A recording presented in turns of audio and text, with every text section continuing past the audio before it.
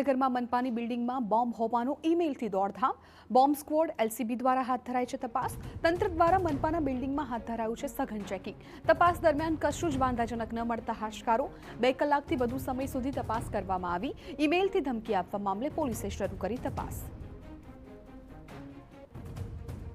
તાત્કાલિક જ પોલીસ તંત્રને જાણ કરતા પોલીસ તંત્ર તેમજ બોમ્બ સ્ક્વોડ તેમજ ડોગ સ્ક્વોડ તુરંત જ હાજર થઈ અને ઓફિસના જે પણ સ્ટાફગણ હતો સૌને બહાર કાઢી તેમજ બારે જે કોઈ પણ આવ્યા હતા નાગરિકો એમની પણ સુરક્ષા માટે સૌને સાવચેત રૂપે બહાર કાઢી સઘન તપાસ કર્યું. 2 કલાકની જહેમત બાદ સતત ચેકિંગ કર્યું. ચેકિંગમાં કોઈ જાતની પણ ચિંતા નથી અને કંઈ પણ ભયજનક નથી. તો એ બધું ચેકિંગ કર્યા બાદ સરે સ્ટાફો સૌના કામે લાગી ગયા છે.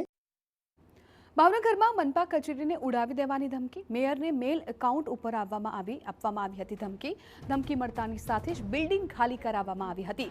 પોલીસનો કાફલો મનપા કચેરી ખાતે દોડી આવ્યો. મનપાની બિલ્ડિંગની કરવામાં આવી રહી છે તપાસ.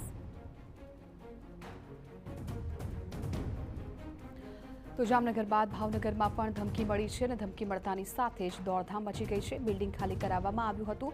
પોલીસનો કાફલો મનપા કચેરી ખાતે દોડી આવ્યો હતો અને તપાસ કરવામાં આવી હતી.